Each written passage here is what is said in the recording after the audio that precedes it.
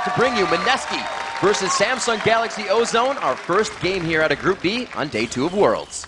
All right, then. So let's actually talk about this Ozone composition a little bit more. They definitely have huge amounts of poke potential and push potential. The mid lane Jace, back when it was strong, was all about the tier of the Goddess Rush to as quickly as he could get his Muramana. It was just a moment in the game where he became immensely strong and a team would group and just try and push down turrets. Dade's going to be trying to do the same thing in this game as they're actually able to pick off that ward very early on. That's actually a ward kill that merits a bit of cheering because it's difficult to get everyone in that spot at that moment in the game.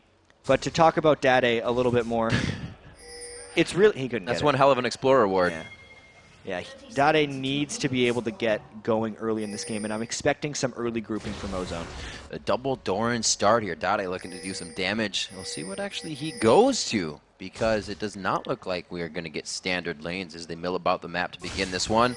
A good line of scrimmage set up by both teams, though. Neither really want to partake in any engagements here. Yeah, not really deep wards either from the teams. They're not looking to invade each other. It is a Thresh, Shen, and Fiddlesticks, plus even a Rise. Like, there's a lot of things that if a team were to invade straight into, it would potentially result in death. Not be good. No, that would be a bad thing.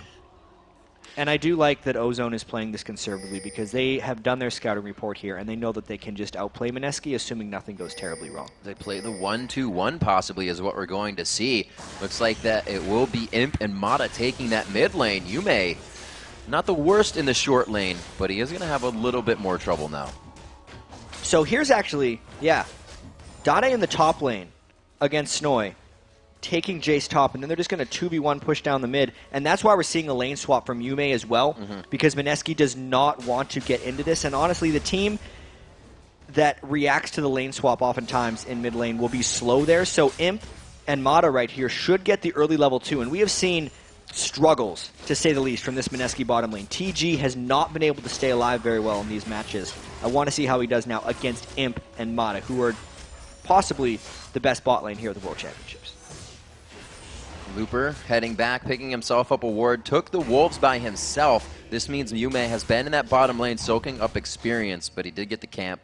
So they'll return to a 1v1 in the bottom, a 1v1 in the top, and now both teams putting two middle. Exo very low on the bounce.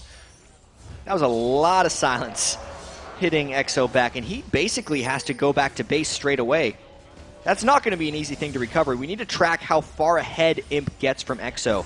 When Ozone played Vulcan, Imp obliterated Zuna and Bloodwater in that lane as far as minion kills are concerned. It was 150 to 107 at one point, I think, and this is a start that may be even worse than that one. And that mid lane's rough. Not having a Thresh to sit in a brush. Oh, Snoy, level 2 to that top lane. Dade's right there, level 3's on to that level 2. The damage is big. He goes up for the repel, and it's going to be Snoy trying to get out of this one. Dundee, oh, he gets himself out. The Ignite wears off, and they get out alive. Normally you have to see a 3-man dive in order to take down a Renekton at level 2, but Dandy and Dade with that mid lane synergy taken to top lane, we're confident in their ability to execute that tower dive. We'll have to see. Still going very hard onto Chi-Ji. Imp getting that damage down. The Ignite's there. He's going to dive in. This is definitely going to be a kill on him. No! He flashes the wall right before the auto attack can get out of the hands of Exo. And that is a ridiculous trade by Ozone there. That was dangerous, to say the least, but Ezreal and Imp was not scared of that. He brought Ignite on Ezreal, by the way, which is the thing that secured him the kill after he flashed back over the wall. Exo thought he could take Imp by coming in early to that, or coming back to that lane and having full health from having just shot, but they were completely wrong. Alrighty, Samsung Galaxy throwing in the tiers here. We got one on Dade and one on Imp as well, so that Triforce isn't instantly coming out from Imp here on Ezreal. No, he might be going for the, I almost want to call it a throwback, even though it's only a couple months ago, with the blue build Ezreal. Back to the 90s. Knowing that he got the first blood so early, back to the 90s, yeah. And he's so confident in his ability to beat this lane. Since he got the first blood, it means an early tier. They're going to go for the double tier, probably 15 to 20 minute Muramana, double Muramana, and then just go from there for Ozone. Perfect amount of bullying going on in the top lane here by Dade. It's going to keep him up there, keep Snoy up there in that top lane, and really keep Kaiju there if they want to continue that pressure with 2 in the mid lane, they shouldn't have to pressure that too much. 3v2 there. I don't think it's going to be too good for them, but they have to figure out where to get around Samsung Galaxy or Ozone right now. Yeah. With those 2 kills, it's going to be big. So far, Kaigu has been nothing but farm, so this is his first gank, and there's already a Dandy counter gank ready and waiting. He's going to have to make a bit of a run, though. It's just Snoy is so low in his turret. It's not so much a gank as far as just a friendly hello. Yep, yeah. The Sight Stones, or not Sight Stones, rather, the Spirit Stones coming out for the junglers just now, and we're going to see him soaking up experience for most of these lanes. And this is the first time in the Worlds here we've actually seen the 1-2-1 lane matchup with the AD carry and support mid. We've seen it a few times throughout the LCS from Dignitas, and it really just comes to a fruition of being able to pressure all those lanes at once. But now that it's kind of fought against, we kind of just have the matched lanes, longer tower is going to be up. And it's exactly Ozone. It's exactly what Ozone's going to be trying to do, is push down all of these lanes as quickly as possible. As long as Mineski is back at their turrets, it will allow Dandy counter jungling opportunities. And that's just kind of textbook Ozone as far as map control goes. They just get control of their lanes, allow Dandy to make plays, and then starve you out of gold. Looper with a quick Negatron cloak buy for himself in that lane. 32-28, so not too shabby there. Kaigu looking to clean up some wards, and they get Mata on that one. Very well played there. Looks like Mata has forced the flash out the same way that Imp did earlier. They turn this one back around onto TG. 3-1 in the kills now. It's going to be Kaigu and Exo still somewhat pursuing, but they give up. So even though Mata got hooked and seemed like it was doom again for Ozone, they did manage to get a kill back to Imp. That's 2 kills now onto Imp. And even though he died from that, he's looking scary in this game. You do not want Imp to get farmed if you're against Ozone. Well, he's off the map right now. Exo doing what he can to pretty much freeze this one. Not trying to push it too far up. Dandy's soaking up all that experience. Everybody now leaving the base of Mineski to come back to lanes, and they are going to switch it up, actually. Renekton now to the bottom as Snoy takes it up against Looper, and they match up against Dade in the top lane on Jace. This is a little bit strange because Dade was doing such a great job against Snoy, and even though Rise has seen some top lane time since we've seen Rise in this tournament, it's been more of a mid laner. I almost feel like this is just an attempt to slow down Dade's farm in the slightest. They don't think he's going to be able to bully Rise as well as he was bullying Renekton, but if that lane pushes out at all for Yume, he's incredibly vulnerable to ganks from Elise, and that's why top lane Rise is always a bit of a risk. And something to look at that Mineski was not doing yesterday, and maybe they've taken from watching, is they are now bringing in the pink wards. Pink ward for Snoy, a pink ward as well, obviously TG, but more coming out. Kaigu rather, just buying one. Really reminiscent of the Korean play that we've seen here at Worlds. Yeah, you have to fight pink wards with more pink wards if you want to compete in this game. Oftentimes these teams actually dump immense amount of golds into it. I think a little bit too much, and that might be something Mineski's doing here, because buying pink wards is one thing, but placing them in the right spot to get your control back is another. And the team that is ahead always has the pink ward advantage inherently, since they are the stronger team, and if you try to counter ward, you are risking getting caught and dying. They only have the movement on this. It looks like they're trying to thwart whoever's going to come over. You know, the top lane is gone a little bit too late on the ward. Dandy had the idea, though. He had the idea, but he should have warded much earlier. Knowing that Rise was in the top lane, he should have been trying to cut him off, because there's no way Exo or TG were going to go in for that, and the spot with which Dandy was standing is a spot where a mid laner would actually come over to get blue buff, so he kind of missed an opportunity there.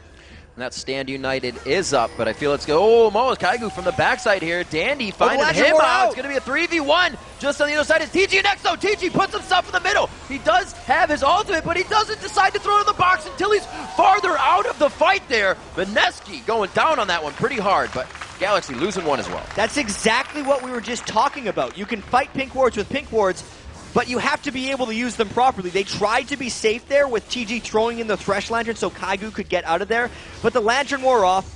Ozone just decided to pounce on them, and they maintain control and essentially get paid off for those pink wards and a turret afterwards. Constant pressure towards that mid and top lane coming in here from Dandy, making sure that Kaigu always has something to think about, and it's so far working at 5-2 for Galaxy, or for Ozone, 14.5 to 12K right now. And oh no for the difference between Exo and Imp right now.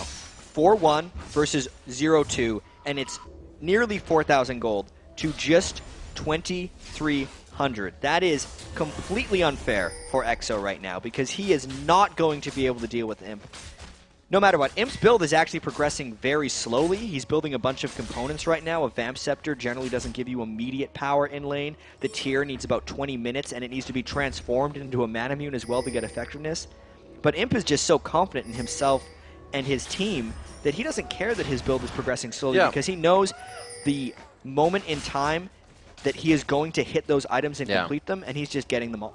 And it's almost scary to be a Vayne that's behind because people almost know that third bolt is what they're looking for. You have so much more time to fight a Vayne that's low HP, knowing that third bolt's the damage. Hit me with everything before that. And Imp, more than happy to take the fight. But putting himself in the bottom lane now. They're going to let him farm away. And Imp knows a thing or two about Vayne, so he should be able to handle EXO. Imp is definitely the most famous Vayne in all of Korean League of Legends here. I don't know about the world. We'd have to have an argument about that, see what Doublelift had to think about it. Doublelift. But there's a big dragon for Ozone. They're definitely pulling ahead in this one. And this is just how much trouble Snoy is in. Imp, the AD carry who has been in the dual lane most of the game, is nearly going for kills right now. In fact, Mineski's trying to set up a counter gank, and at one point, Kaigu just decides to show himself. A lot of safety there, getting back out. Kaigu trying to go for the Wither, but there was no follow from Yume, no follow from Snoy. Why? Because Dandy is on the backside. The movement from Dade, they are all rotating to correct any situation Mineski is trying to put forth. Yeah, this is going very badly for Mineski. Even though they've gotten 2 kills, this is not that much different from the other 2 losses. They're trying to make a few plays right now with 4 people down at the bottom side of the map. But they're just losing farm opportunity right now, and even getting pushed back by just a Fiddlesticks and an Ezreal. All the while, Dade is doing whatever he wants in the mid lane, stacking up that tier. The Pink Ward control gives them everything from that dragon side down, which they have just taken for themselves. Dade not having too much trouble to farm this in mid. Snoy really doesn't want to give him any trouble either. A level down there at 9-8. Kaigu over Dandy by 1 level, though. Having to be in that lane and soak up all the experience has given him that, but they're not able to go ahead and use this just yet. Looks like Rise building up the tier and the Rod of Ages, so it's going to be a long haul if Mineski can make it. You may still yet to buy movement speed, which will make it very difficult for him to dodge any shock blast that Dade throws out once the turret sieging begins. You can see Dade rushed his last Whisper there. Yeah. His tier of the Goddess is actually at 284 of 750, so it's still got some time. Imps is farther ahead of Dade's. He's at 300 of 750 only because he got it so quickly after picking up that first blood in the mid lane. And even with his random component set of items, the Sheen getting procced every time he throws out a Mystic Shot, he's not even that strong with his items, but he's still able to push back everyone on Mineski. That's how badly Mineski is losing this game. And we see Imp's build fitting in a Scepter there as well with the Sheen, so he may still decide to go blue. May still decide to go for that Triforce. Looks like it's going to be a Fist, though. With that chase coming in from Dade and the Acceleration Gate, they'll be able to continue these fights. They have the utility to do that as well. Snoy back against Looper, 8-10 in that lane. Oh man, Fiddle coming out. Exo goes down from the extended Ignite, but the running Ignite, as well as TG following after Galaxy Ozone trying really just to take this game over immediately. Another Ignite kill as well for Imp, and he's able to take Ignite on Ezreal just because he feels so safe against this Mineski composition. Oftentimes people would be worried about a Nasus and think they have to bring Cleanse to deal with late game Wither, but especially on Ezreal, who's so heavily reliant on spells, and also the fact that Imp thinks this game is going to be over quickly, he's just taking Ignite for the lane kills, and it's totally paying off. And as far ahead as they are, I don't know if he hasn't gone back yet or is only buying consumables. He has 1,200 on him. So Mata has just been on the map facilitating that silence utility as well as the fear to help his team get kills. The control they have in the wards is just allowing them not to have to go back and buy more and still invading the jungle. Ozone on the aggression. There's a nice shock blast steal there by Dade, and it's going a little bit pear-shaped, not very good right now for Mineski. Imp finishes his Iceborne Gauntlets extremely quickly because all he cares about at this point is just helping the rest of Ozone chase people down for Mineski. Sunfire Cape was completed onto Looper, which means his split push is going to be activated very quickly. He has not been under any lane pressure necessarily. He didn't even have to buy boots yet on Shen. Mineski would have to do something completely amazing to come back at this point because all signs are pointing to a quick and decisive Ozone victory. And I'd be surprised if this did not turn into a pretty big fight here in the next few minutes. It's the last tier, third tier turret that stands for Mineski. and no turrets yet down that they have been able to find on Ozone's side. Looks like they could get the fight that they want. Coming on the bottom side is Mata, but his ult is down, so this is all pretty much going to be what you see in front of you in skill shots. And Imp is making a run up the bottom lane a little bit. If this turns into a poke or a siege war with a blue buff on Jace, there's no way Mineski can hold at this turret. Also, Ryze got caught by Ezreal. Yep, they ping him out. He does go for the Iceborne. He gets that at 15 minutes while double dipping into a few extra builds. He flashes into the wall, and the fear connects just after. Unfortunate for Yume. Well, the Iceborne Gauntlet Rush from Imp is what kind of created that when he caught them with the Mystic Shot, and it gave him more of a slow than the red buff would have. Then the Flash Fear over the wall by Matic gave them yet another kill and more pushes on the turrets. All the aggression. They leave the top turret, actually. That's Dade's. He's going to take that himself. They put some mid pressure down. Nasus is going to be able to Spirit Fire that. For now, Mineski has a bit of wave clear, but they don't have enough people behind that just Spirit Fire to stop this. You can see every time they get just one wave, it's a quarter of the turret's health. Yeah, and if we look at Mineski's team composition overall, it's not bad. They've just lost the laning phase so badly. They picked a team comp that needs to be engaged in long, extended team fights, and Ozone is just not granting that to them. They're kind of doing a hit and run with the Ezreal from Imp. Iceborne Gauntlet stops the persistent team fight if Mineski would even want to try it, and it's really just leaving Mineski no opportunities. Going in out of Exo, the repel goes up, and this is the aggression that they are so sure of. Dandy pretty much telling the team, we're not fully fighting, I'm going in to be aggressive. But here comes the stand united. Dandy very low on mana. He's going to be staying on the outside. Mata goes in for the ultimate. He is focused down very fast. They're looking at Yume now. Eyes onto him. He takes the Lantern home. The safety is there, and the Ignite will not take him out. Oh, the Shock Blast just on the tail side there. Looks like they will finish off Snoy. Mata went down after that one, but the rest of Ozone is just going to meander out of the base, losing no one else, and that is just them flexing their muscles right now at Riv. It's an 8,000 gold lead. We cannot say enough about how much Ozone has just dominated this game over Mineski. They caused that switch early game for Mineski. It's something they weren't really able to come back from. The Ryze in the bottom lane isn't really able to roam and help other lanes, so that's something they lost as well. The first turret went in favor of Ozone, and then it's all defense from there, especially with Nasus being up in the top lane, helping Snoy a lot. They've really just been scattering to stop the chaos Ozone is creating. Yeah, this seems like it's just going to be a mop-up for Ozone for the rest of this one. Oracle's Elixir got picked up on a Dandy. Yes, there's a dragon that Kaigu is looking to go and take, but it's a bad idea. This is a bad idea. Get out of there, guys.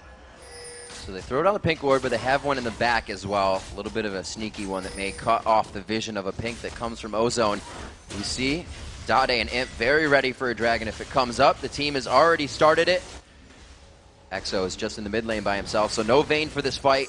And that Vayne only has a Vampire Scepter. So it looks like Ozone gets this, and this Kaigu can get himself in. No, it does go to Dandy, and he will not be able to do anything about it. So this will mean, because we got a lot of games coming up today as well, this will mean Ozone, assuming they win this game, will move to 2-1 on the group. And that one loss yesterday, because we got to keep in mind these are 8 games per team in these groups. The one loss does not mean the end of the world for Ozone.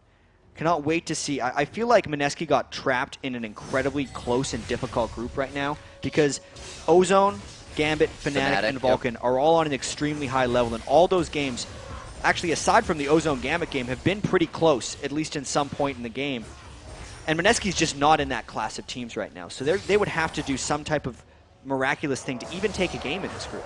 They've definitely changed up their play style a little bit, but it still holds them at a plateau just under where Ozone is. Their pink warding still coming out. The mana immunes being finished up here. Boots of Lucidity, you almost have the same effect and burst coming out of those two champions. Not the same on the Shock Blast, but Dandy on the hook here. This may be what Ozone wanted, though. They know they can instantly pick people out, even if it's under the turret. It really isn't there. Looper taking a bit too much damage, but that was his job as the tank. And you can see Dade on the backside single-handedly zoning these guys out till they finally take him down. That was a really sloppy dive by Ozone. They got caught within the turret. This is a team that's 10,000 gold up against Mineski, who was holding an extremely dangerous turret that should have been able to get turned around. But Ozone did not get a clean dive. They're going in for round 2, though. And that's not the amount of damage you can take if somebody is diving your turret. They do go 1 for 1 again, but that's going to be a 3-kill shutdown going to Yume. Yeah, this is not the most impressive closing of the game here by Ozone because they were able to jump out to such a huge lead. They still don't have their Manamunes transformed into Muramanas yet, but giving up that many kills in a turret dive right now isn't the type of play that's going to get them out of this group. We'll see if they're getting a little lax with the lead that they have. It's not something that we usually see from Korean teams. They're still pink warding. Looks like Spirit Vision's almost coming up onto Looper. He'll be able to get that ultimate out more with the Sunfire Kate push, as you were talking about previously. And that's actually, that fight did set Ozone back, but they're not going for something right now. They want to get their lanes pushed and then get back to where they were and hopefully not make that mistake again in their mind. And I mean, we do have to keep in mind that Mineski has a team composition built around extended fights. The long duration of the Nasus and Renekton ultimates will do a lot of work in long fights. Ryze, of course, is not a burst damage caster, but instead needs to rotate his spells multiple times in a team fight to be effective. That's kind of what Ozone let Mineski do in that one, with the slow nature with which they turret dove. The fight was very long, and Ozone needs to do more to just poke them down because they can do it very easily. Jace plus Ezreal plus even an Elise Cocoon, you land one of those things and you're going to take someone to half health or even worse, and then they can just kind of wear them out. It's not like Mineski has any type of sustain at these turrets. And here we go, it's kind of round 2 at a different turret. Let's see if Ozone does a little bit more poking and a less sloppy turret dive. Kaigu standing in front a bit with Snoy there as the Bash brothers. Kaigu picking up the Locket of the Iron Solari for a bit of that extended fight you're talking about, looking to mitigate a bit of that damage for his team as they're all quite behind. So the burden he is taking on his shoulders. We see Merc Treads coming out on Yume so he can keep himself. Nothing coming from that death sentence, but that now lowers you know, how much scare is put out here by Mineski. See, there they've taken Exo to below half health, and it just means Mineski has to back off the turret. This is what they need to be doing. Continuously pushing another wave there, mid lane past River. Their bottom lane won't be anything they're looking at right now, so it's either going to be this rotation to mid or the fight they grab here just by constantly pressuring these turrets. And something that we actually don't get to mention that frequently is how well Fiddlesticks works in poke compositions, because against good teams that can control wards, it's almost impossible to get strong Fiddlesticks ultimates off. But if you're a poke comp, the counter to a poke comp is to go in and fight them, and that's meaning you're jumping into a Fiddlesticks Crowstorm, which is why Mata was really smart to pick Fiddlesticks in this team comp. A 5-man group defense cannot stop the damage from going on the turret. They throw down the Locket of the Iron Solari, and it looks like they get the Flash Flay. Fiddlestick's going to walk out of this one, silencing everybody down the line. Mata going down there, and it looks like they may try to turn on this one. Looper goes for the flash. He gets locked up there. TG going to be going down onto this one. They keep trading kills back and forth. So far, Mineski on top. Yume very low. Can he make it back into the fight to help his team? It's going to be the shots onto Imp. Looper coming in with the ultimate. Tries to get Exo so the damage can't be done. Kiting very well. Blade of the Root King keeping Exo alive in the fight. And holy crap, Mineski comes up huge. That is not expected right there. This is a team that is 10,000 gold behind Riv, but they are catching fights in the right spot. Right now, Ozone is not deciding to fight here. Ryze got so much damage out with his ultimate before that fight began, and then Ozone split. TG made a great play there with the play onto Mata, catching them out. And look, Imp is over the side of a wall. He's not team fighting. Dade was nearly dead before this fight happened, and Ozone should honestly just disengage. They should have used their acceleration gate and ran away, because in extended fights, apparently even with 10 to 12,000 gold disadvantages, Mineski can come out on top because Ozone is not using their composition to its strengths, and in team fights, Mineski is. So many kills coming up there. Ryze getting the double kill. He was on the ramp-up build, but that's going to put a nice amount of gold under him. The Spirit Visage only almost coming out now. He has got himself some good items, but the Muramanas have now been finished. That huge burst of damage to come out from Ozone in that fight, I don't think could have worked out better for Mineski. I don't think Ozone's going to be fighting in the jungle like that again.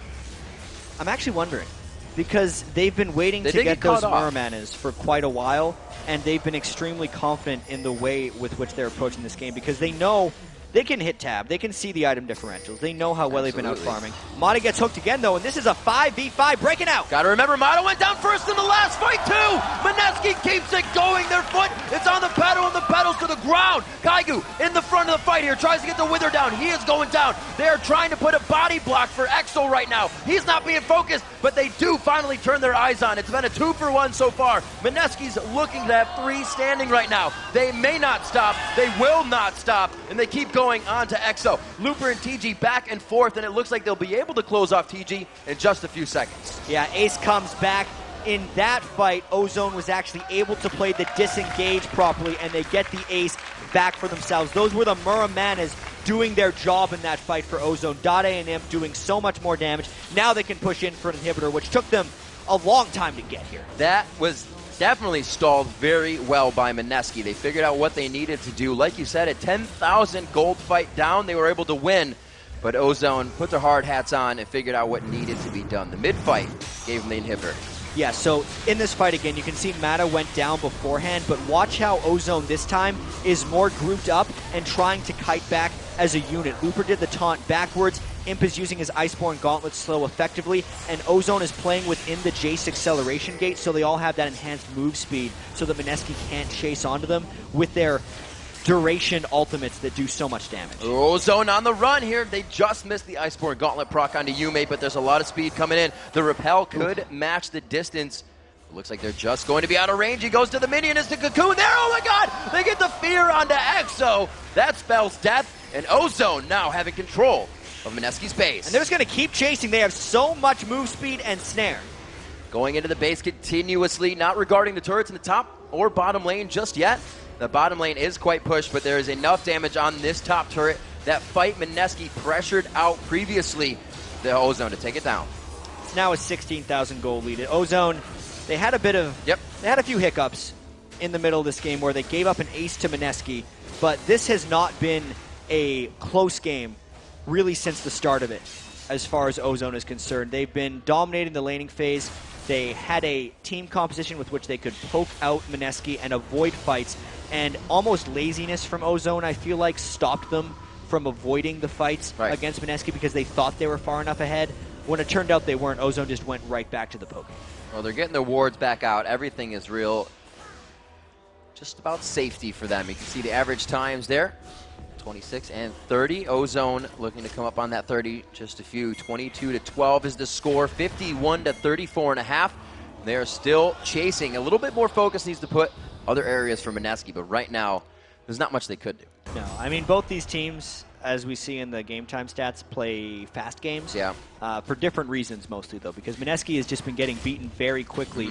This one, they're doing a bit better of a job staying alive, and Dandy, he's actually baiting a fight here, I think. Ozone is coming in from the back. Yeah, they still have to stand united. Oh, no, they do not have it up, but that would have only been the bag of chips for them to get into that fight. They were really bringing down Dade here. You can see him very big now. Actually picks up the Infinity Edge onto Jace. Surprise! There's the party from Mata. He wants to bring it home right now for the team. Will they be able to finish this one? 1-for-1 on the fight now as that's Yume going down. They turn it back onto Dandy here. Snowy very big. They're getting that percent damage out of the ultimates of the Bass brothers of Nasus and Renekton, but can they continuously go into the fight? It's just too much damage. Imp is too big, and so is the rest of the team as they make their final push into the base. Well, they get 4 out of 5 from Mineski right now. This could be inhibitor number 3, or they're just going to skip it and go for the Nexus. It's about time for Ozone. They've had a lead for a while. Snowy just trying to stop a bit of the damage, but it is going to be a 3v1, and they are going to have eyes onto him. Expect that hammer to be dropped. Knocked him back, and it looks like they get up a nice pad on the KDA before they take down the Nexus turrets. Yeah, they drew out this game a bit more than they needed to. They got 11 kills onto Imp, 6 onto Dade.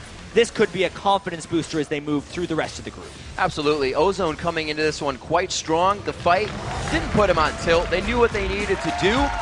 This Imp on your screen right there coming up very big with the Ezreal play, not going for the Triforce. Yeah, you can see a fairly calm and collected Ozone right there. Looper on the end, not too pleased with his Shen performance there. 5-2 and 13 is his score. Obviously, Mineski has a lot of thinking and planning to do. This is the 3rd game in a row which they have not competed really. There's only one more team in the group that they get their first look against, and none of these looks have been very good for them. So now